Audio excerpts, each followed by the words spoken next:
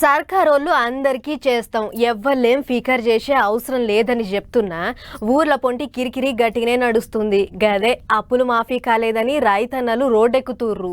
ఒకళ్ళకు అయ్యి ఇంకొకళ్ళకు కాకపోతే ఊర్ల పొంటి ఎట్లుంటది, అస్సలు ఊకోరు. అందుకే లొల్లి గట్టిగానే చేస్తుర్రు. చూస్తా రుణమాఫీ పంచాది ఇంత పెద్దగా అయితేనే ఉన్నది.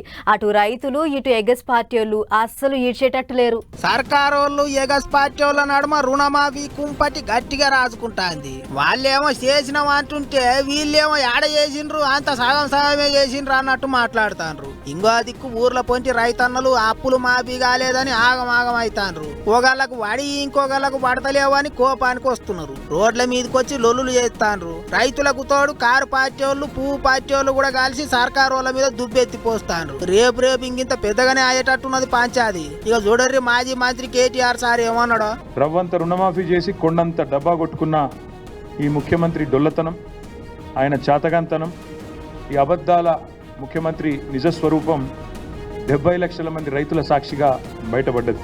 ఇదేదైతే మాటల గారడితో ఈరోజు రైతులను మోసం చేసే ప్రయత్నం చేస్తూ ఉన్నారో ఇది నడవదు.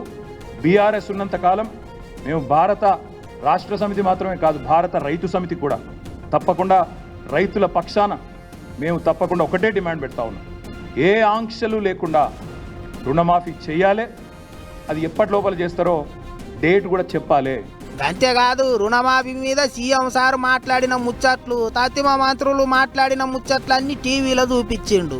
ఎంతమందికి చేసిండ్రో, ఎన్ని పైసలు ఇచ్చిండ్రో సర్కారు వాళ్ళకే చక్కగా తెలుస్తలేదు అన్నట్టు ఆడిపోసుకున్నాడు సారు. గురువారం రాష్ట్రం అంతా కారు పార్టీ వాళ్ళు లొల్లులు చేయాలి అన్నట్టు చెప్పుకొచ్చిండు. చేవెళ్ల రైతు ధర్నాల మాజీ మంత్రి కూడా కూర్చుంటాడట.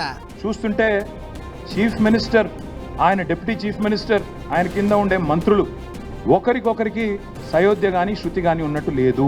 ఇది స్పష్టం.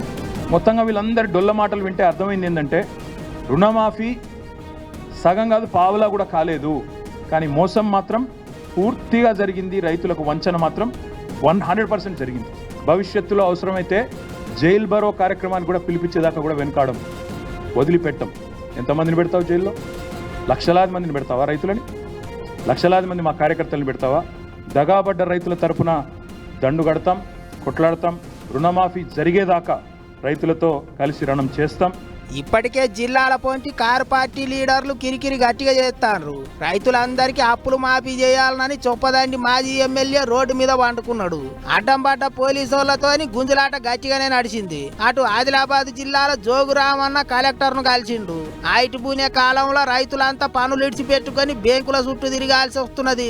అప్పులు మాఫీ చేస్తారా, చేసిండ్రా, ఏ ముచ్చట తెలుస్తలేదు, జర ఆఫీసర్లే ఆర్చుకోవాలి అన్నట్టు కాగితం ఇచ్చిండ్రాట. మరిగా పంచాది ఏం దాకపోతే ఎట్టెట్టయితుందో గాని ఇప్పటంతలో అయితే ఆగేటట్టు లేదనుకుంటారా అందరూ.